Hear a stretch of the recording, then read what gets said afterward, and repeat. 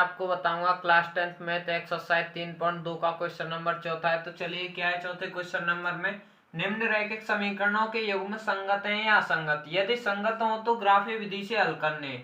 ये दो रैखिक समीकरण दिए गए हैं, ये पहला है चौथे का पहला, इनके हल निकालने, यदि इनके समीकरणों के युग्म निकालने पहले कि संगत है या असंगत। यदि संगत हो तो इनके ग्राफीय विधि से हल करने। कैसे हो? संगत हो तो इनके ग्राफीय विधि से हल करने।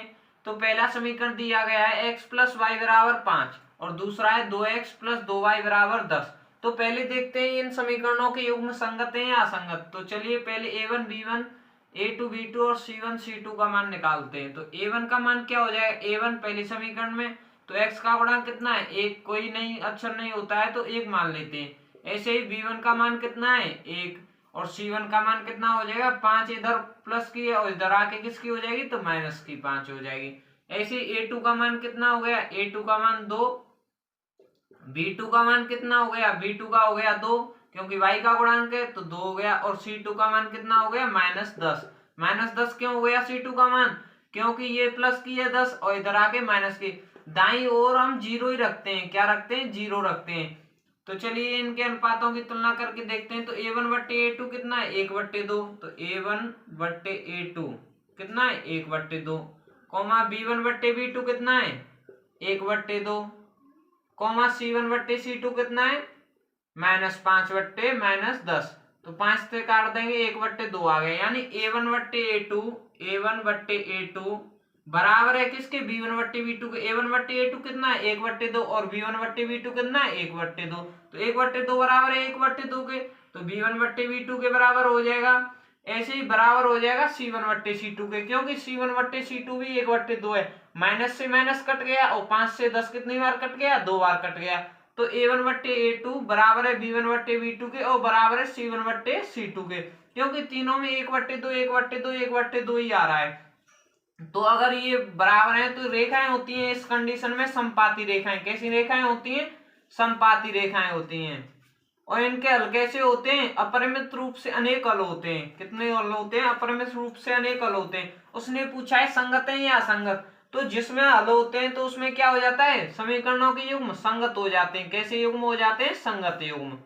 तो चलिए अब इसका संगत युग्म है तो इसके ग्राफीय विधि से हल करते हैं। तो हल करने के लिए सबसे पहले इन दोनों समीकरणों से हमें निर्देशांक निकालने पड़ेंगे। क्या निकालने पड़ेंगे, निर्देशांक। निर्देशांकों से हम इनके हल ग्राफीय विधि से कर सकते हैं। तो चलिए पहले समीकरण को लिख लेते हैं, उससे निर्देशांक निकालते हैं। x प्लस वाई बराबर 5 है, ये पहला समीकरण। तो पुट x बराबर 0, निर्देशांक निकालने के लिए पुट x बराबर 0। अगर x बराबर 0 रख देंगे तो y बराबर 5 हो गया। यहां पर बना लेते हैं हम ये x के निर्देशांक और ये y के। जब x बराबर 0 रखेंगे तो y बराबर कितना हो गया, 5 हो गया। और जब y बराबर 0 रखेंगे तो x बराबर भी क्या हो गया, 5 हो गया। जब y बराबर 0 रखेंगे तो x बराबर कितना हो गया, 5 हो गया। ऐसे ही चलिए अब दूसरे समीकरण से लेते हैं। दूसरा समीकरण ये है 2x प्लस 2y बराबर 10। तो 2x प्लस 2y बराबर 10। तो इसमें x की जगह पर 2 रखेंगे, पुट x बराबर कितना रखेंगे, 0 रखेंगे। x की जगह पर 0 रखेंगे तो दूसरा बना लेते हैं। दूसरे के लिए ये x के और ये y के निर्देशांक। तो x की जगह पर 0 रखेंगे तो ये तो 0 हो गया, 2y बराबर 10 हो जाएगा। y बराबर 2 भाग में चला जाएगा तो कितना हो जाएगा, y बराबर 5। जब x बराबर 0 रखेंगे तो y बराबर कितना हो गया, 5। और जब y बराबर 0 रखेंगे तो x बराबर भी 5 हो जाएगा, क्योंकि 2 इधर गुणा में इधर जाके किस में हो जाएगी, भाग में। तो y बराबर कितना हो जाएगा, x बराबर कितना हो जाएगा, 5 हो जाएगा। तो जब y बराबर 0 रखेंगे तो x बराबर कितना हो जाएगा, 5 हो जाएगा, और y बराबर 0। तो इनके निर्देशांक क्या आ गए, पहले के निर्देशांक आ गए। x, y की फॉर्म में लिखते हैं तो x का मान कितना है, 0, और y का मान कितना है, 0, 5 हो गया। एक निर्देशांक हो गया 5, 0।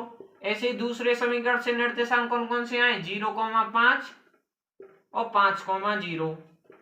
आप यहाँ पे देख सकते हो, यहाँ पर समपाती रेखा आएंगी, एक रेखा के ऊपर ही दूसरी रेखा आएगी। देखिए चलिए अब इसको ग्राफी रूप से निरूपित करते हैं। ग्राफ बना लेते हैं पहले चलिए ग्राफ बना लेते हैं।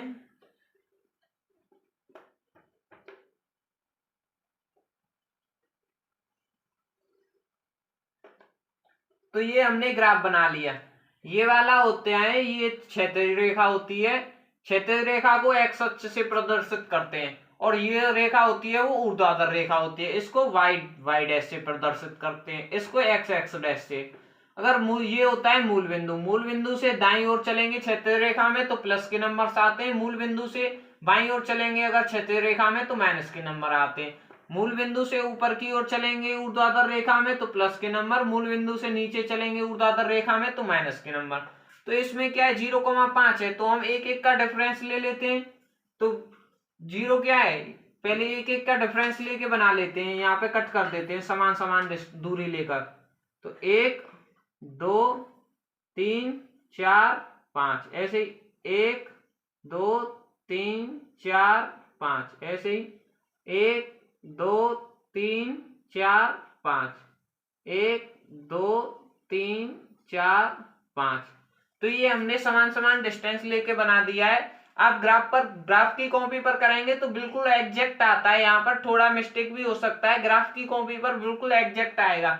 तो सबसे पहले 0 है, एक्स पर कितना है 0, ये एक्स कोमा वाई की फॉर्म में लिखा होता है, एक्स कोमा वाई की फॉर्म में, भुज कोमा कोटि की फॉर्म में। तो एक्स पर कितना है 0, तो एक्स की प्लस की 0 इधर होती है, तो प्लस 0 तो यहीं पर होता है, तो 0 तो यही हो गया। और वाई पर कितना है 5, तो y पर 5 है, 5 किसकी है प्लस की है, तो 5 ऊपर जाएगा, तो 5 कहाँ है 1 2 3 4 5, तो ये हो गया, तो ये 0,5 हो गया। अब ऐसे ही ये कितना है 5,0, तो x पर कितना है 5, तो 5 तो ये रहा, और 0 y पर 0 यही हो जाएगा, तो ये हो जाएगा 5,0। अब ऐसे सेम निर्देशांक ये हैं, तो पहली लाइन तो हमारी ये बन गई, पहले इसको सीधा मिला देते हैं, दोनों बिंदुओं को सीधा मिला दिया।